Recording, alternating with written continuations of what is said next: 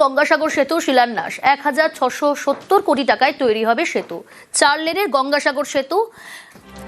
আগামীকাল গঙ্গাসাগর সেতুর শিলান্যাস। এ বিষয়ে বিস্তারিত জানাবে টেলিফোন লাইনে রয়েছে প্রতিনিধি আবির।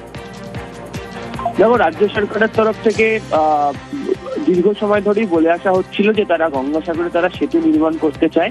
তার ফলে সেখানে যারা যাতায়াত করেন পুণ্যার্থীরা বা সেখানে যারা বসবাস করেন তাদের অনেকটা সুবিধা হবে। কেন্দ্রের কাছে রাজ্যের তরফ থেকে বারবার এই বিষয়ে আবেদনও করা হয়েছিল, কিন্তু কেন্দ্রের তরফ থেকে গোটা বিষয়টিকে কার্যত এড়িয়ে যাওয়া হয়েছে এমন অভিযোগও রাজ্যের তরফ থেকে থাকে।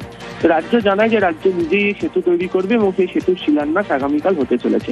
এই প্রকল্পের আনুমানিক ব্যয় প্রায় ১৬৭০ কোটি টাকা। সেতুতে ফুটপাথ সহ ৪টে লেন থাকবে এবং সেতু প্রায় ৪.৭৫ কিলোমিটার দীর্ঘ হবে এবং এটা কেবিল স্টেট ব্রিজ, অর্থাৎ যেভাবে আমাদের দ্বিতীয় হুগলি সেতু নিবেদিতা সেতু রয়েছে ঠিক সেরকমই হবে এবং প্রায় ৩ কিলোমিটারের বেশি অংশ নদীর ওপরে থাকবে।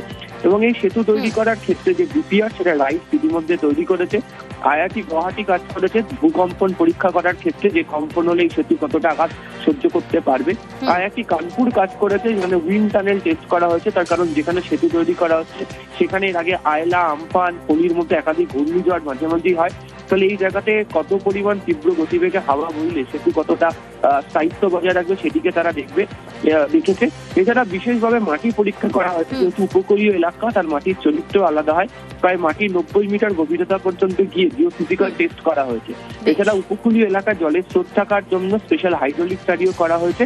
এছাড়া আইডব্লিউআই পোর্ট এদের ক্লিয়ারেন্স নেওয়া হয়েছে, শিপিং নেভিগেশন নেওয়া হয়েছে। তার কারণ পিলারে যাতে কোনোভাবে বাস বা জাহাজে ধাক্কা না লাগে, এটার অবশ্যই কোস্টাল রেগুলেটরি জোন হওয়ার জন্য সেখান থেকেও অনুমতি নেওয়া হয়েছে। ফলে দীর্ঘদিনের দাবি ছিল, সেই দাবি কাজ অবশেষে শুরু হতে চলেছে। আগামীকাল তার শিলান্যাস হওয়ার কথা বলে আমরা জানতে পেরেছি। বেশ,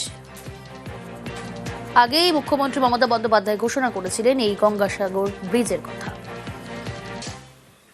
গঙ্গাসাগরের কপিল মুনির আশ্রম একজন করে জল পেরিয়ে যেতে হয়, কিন্তু ১ কোটির বেশি তীর্থযাত্রী আসে।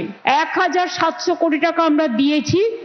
গঙ্গাসাগরে সেতু হচ্ছে কংক্রিটের সেতু এবং আগামী ২ বছরের মধ্যে কাউকে জল পেরিয়ে আর যেতে হবে না। এবং আগামী ৫ তারিখে আমি ওটা শিলান্যাস করতে যাচ্ছি। আমি শিলান্যাস করলেই ওটার কাজ শুরু হয়ে যাবে।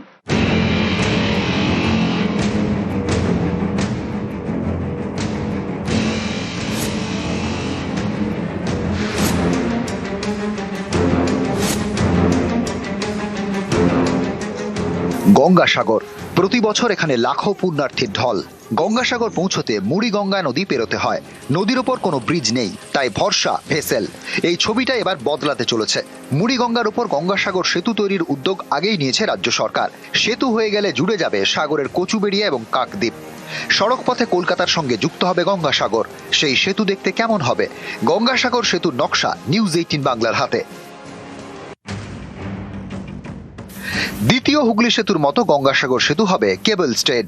সেতুতে থাকবে একাধিক পিলার। গঙ্গাসাগর সেতু দৈর্ঘ্য হবে ৪ কিলোমিটার ৭৫৭ মিটার। নদীর ওপরের অংশে ৩ কিলোমিটার ১৯৮ মিটার। মোট ৪ লেনের সেতু। দুপাশে থাকবে ফুটপাত। সেতুর একদিকে কাকদ্বীপ, অন্যদিকে সাগরের কচুবেড়িয়া। সেতুর দুপাশে থাকবে অ্যাপ্রোচ রোড। তার জন্য ১২.৯৭ একর জমি কিনেছে রাজ্য। ৪ বছরের মধ্যে কাজ শেষের টার্গেট। সব থেকে বেশি ভালো হবে, আমরা একদিনে এসে আবার চলে যেতে পারবো। আসতে খুব কষ্ট হয়, অনেক দূর থেকে ট্রেনে, বাসে, অটো করে আসতে হয়। ব্রিজ হলে আমাদের সুবিধা হবে, এক গাড়িতেই চলে আসতে পারবো। ব্রিজ হলে অবশ্যই উপকার হবে। আমাদের দীর্ঘ টাইম লাগছে আসতে, অনেক বাস, অটো চেঞ্জ করে আমরা আসছি, ওই সময়টা বেঁচে যাবে। ব্রিজ হওয়ার পক্ষে আমাদের খুবই কম খরচে বা খুব কম পয়সায় আমরা এখানে আসতে পারবো। দক্ষিণ ২৪ পরগনার সাগর সুন্দরবনের এক বিচ্ছিন্ন দ্বীপ। বাংলার মূল ভূখণ্ডের সঙ্গে সড়ক পথে যুক্ত নয়। মুড়িগঙ্গা নদী পেরিয়েই চলে যাতায়াত। রোগীদের হাসপাতালে নিয়ে যাওয়া হোক কিংবা মাঠের ফসল হাটে নিয়ে যাওয়া, সবেতেই নদী পারাপার করতে হয়। অভিযোগ, মুড়িগঙ্গায় জল কমলে ফেরি পরিষেবা বন্ধ থাকে। তখন ভোগান্তির একশেষ। সেই দুর্ভোগ এবার কাটতে চলেছে। স্বপ্ন পূরণ হচ্ছে সাগরের। হঠাৎ অসুস্থ হয়ে গেলে আমরা গাড়ি টাড়ি পাই না, এক্সট্রা খরচ দিয়ে আমাদের নিয়ে যেতে হয়। জোয়ার ভাটা হলে তো লঞ্চ বন্ধ থাকে না, মানে ভেসেল বন্ধ থাকে, আমার প্রচন্ড অসুবিধা হয়। 3 ঘন্টা 4 ঘন্টা বসে থাকতে হয়। ব্রিজ হলে কমবে, আমাদের যে সবজি চাষ হয় এই সবজি চাষটা আমরা ডাইরেক্ট নিচে যেতে পারবো। ব্রিজ হলে তো আমাদের খুব সুবিধা হবে, পেশেন্ট নিয়ে যেতে খুব অসুবিধা হয়, বিশেষ করে যদি ডেলিভারি পেশেন্ট হয়, ভেসেলের সমস্যা, দাঁড়িয়ে থাকতে হয়, এর জন্য অনেক মাও আমাদের সাগরে মারা গেছে। পানের ক্ষেত্রে তো সুবিধা হবে, ডাইরেক্ট মার্কেট এখানে হবে, ডাইরেক্ট পাইকারি এখান থেকে নিয়ে যাবে, চাষিরাও রেট বেশি পাবে। আবির ঘোষাল, নিউজ 18 বাংলা।